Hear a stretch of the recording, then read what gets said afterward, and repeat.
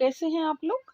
आज की आध्यात्मिक कहानियों में मैं आपको सुनाऊंगी सेब द्वारा अर्जुन की परीक्षा। चलिए शुरू करें। कर्ण को युद्ध में मार गिराने के लिए अर्जुन पाशुपत अस्त्र प्राप्त करना चाहता है। अपने इस कार्य को पूरा करने के लिए वह इंद्रनील पर्वत पर शिव की मिट्टी की प्रतिमा बनाकर तपस्या करने बैठ गया। उसकी कठिन तपस्या से समूचा वन प्रदेश जल उठा। वहां रहने वाले ऋषि मुनि घबरा गए। वे भगवान शिव के पास पहुंचे। भगवान शिव पार्वती सहित अपने आसन पर विराजमान थे। भगवान शिव की स्तुति करने के पश्चात ऋषि मुनियों ने कहा, भगवान, एक तपस्वी जंगल में घनघोर तपस्या कर रहा है। उसकी तपस्या के हवन कुंड की आग से समूचा जंगल तपने लगा है। हम लोगों का वहां रहना मुश्किल हो गया है। कृपया हमें उससे मुक्ति दिलवाइए। भगवान शिव ने उन्हें आश्वस्त किया। फिर ऋषि मुनि वापस अपनी कुटिया की ओर लौट गए। जब ऋषि मुनि चले गए तो शिव पार्वती से बोले, यह निश्चित रूप से अर्जुन ही है देवी। उन ऋषियों का अनुमान बिल्कुल सही है। पार्वती बोली, लेकिन वह कठिन तप किस लिए कर रहा है स्वामी? इसका पता लगाना चाहिए। आपने ऋषि मुनियों को आश्वासन भी दिया है। शिव बोले, वह पाशुपत अस्त्र प्राप्त करने के लिए तप कर रहा है देवी। बिना पाशुपत प्राप्त किए वह अपना तप भंग नहीं करेगा। तो फिर? पार्वती बोली। शिव बोले, हम वेश बदलकर उसके पास पहुंचते हैं। उसकी परीक्षा करेंगे कि वह पाशुपत अस्त्र धारण करने का अधिकारी है भी या नहीं। अगर वह अपनी परीक्षा में सफल हुआ तो मैं उसे पाशुपत अस्त्र दे दूंगा, अन्यथा नहीं। शिव और पार्वती दोनों ने वेश बदल लिया। शिव किरात बन गए और पार्वती किरात की पत्नी। शिव के गणों ने स्त्रियों के वेश धारण कर लिया। कुछ गण पुरुष वेश में ही किरात का वेश धारण किए उनके साथ चल पड़े। वे सब उस उपवन में पहुंचे जहां अर्जुन शिव की प्रतिमा के सम्मुख बैठा कठिन तप कर रहा था। निकट ही धरती पर उसके अस्त्र शस्त्र रखे हुए थे। उस वन में एक विकट राक्षस रहता था। सारे ऋषि मुनि उससे भयभीत रहते थे। राक्षस ने अर्जुन को अकेले बैठे तप में लीन देखा तो उसने एक सुअर का वेश बनाया और वह सीधा अर्जुन की ओर झपटने को तैयार हुआ।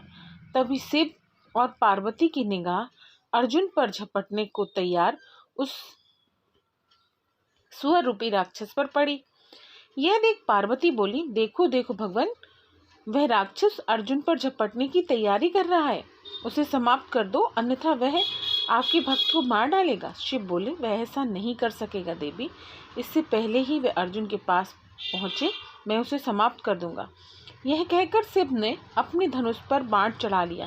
वे बाण छोड़ने को उद्यत हुए, लेकिन अर्जुन भी सजग था। सुअर के भागते कदमों की उसे भी आहट मिल चुकी थी।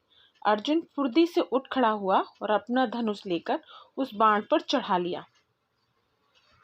किरात रूपी शुभ और अर्जुन दोनों के बाण एक साथ छूटे और सुअर रूपी राक्षस के शरीर में जा घुसे। सुअर के मुंह से दिल दहलाने वाली चित्कारें फूट निकली। समूचा जंगल कांप उठा। मरते ही उसका माया रूप ही समाप्त हो गया और वह एक पहाड़ की तरह जमीन पर धड़ाम से गिर पड़ा। किरात बने भगवान शिव के गणों ने जय जयकार करनी आरंभ कर दी। किरात और अर्जुन दोनों एक साथ मृत सुअर के पास पहुंचे। अर्जुन मुस्कुराते हुए बोला, निशाना तो तुमने ठीक ही लगाया, किंतु तुम चूक गए। तुम्हें इतने विलंब से तीर नहीं चलाना चाहिए था। देखो मेरा निशाना कितना सच्चा है। एक ही बाण में सुअर को यमलोक पहुंचा दिया। किरात बोला, लेकिन यह तो मेरे बाण से मरा है। मेरे सब साथी जानते हैं कि बाण मैंने चलाया था। सुअर मेरे बाण से ही मरा है, ना कि तुम्हारे बाण से। अर्जुन की भ्रुकुटी तन गई। वह क्रोध में आकर बोला, बाण मेरा लगा है, सुअर मेरे ही बाण से मरा है, ना कि तुम्हारे बाण से।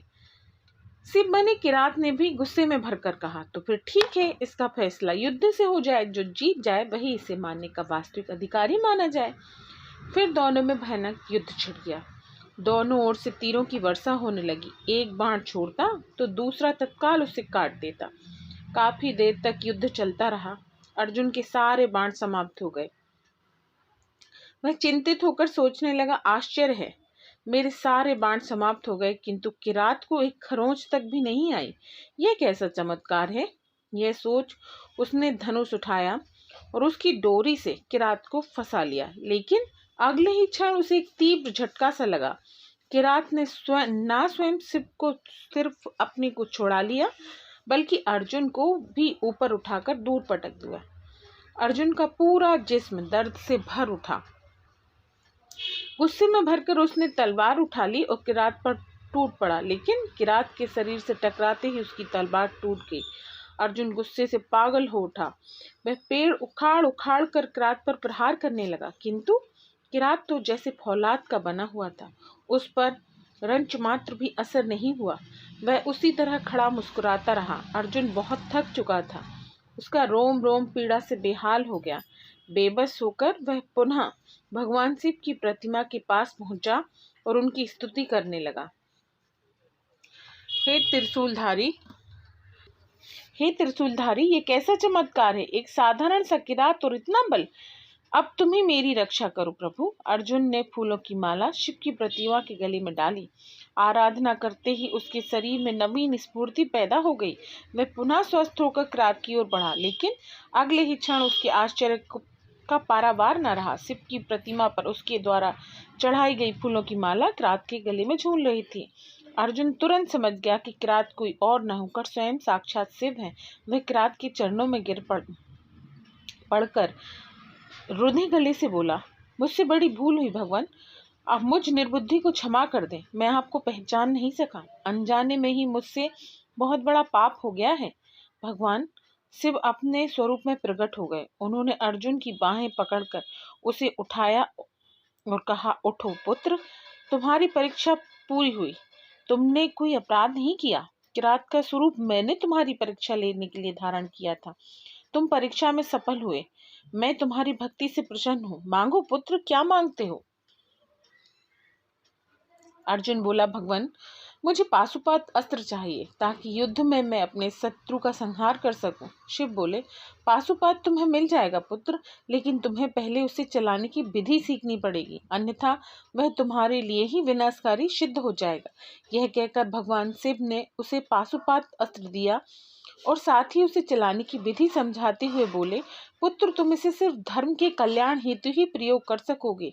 याद रखना, क्रोध में इसे किसी निर्बल आदमी पर भूल से भी प्रयोग मत करना, और हाँ, इसका प्रयोग सिर्फ एक ही बार किया जा सकता है। पाशुपात अस्त्र देकर शिव तो पार्वती सहित अंतर्ध्यान हो गए और अर्जुन पाशुपात लेकर अपने भाइयों के साथ मिला। बाद में इसी पाशुपात से उसने महाभारत युद्ध में कर्ण का वध किया था। बोलो श्री राधे।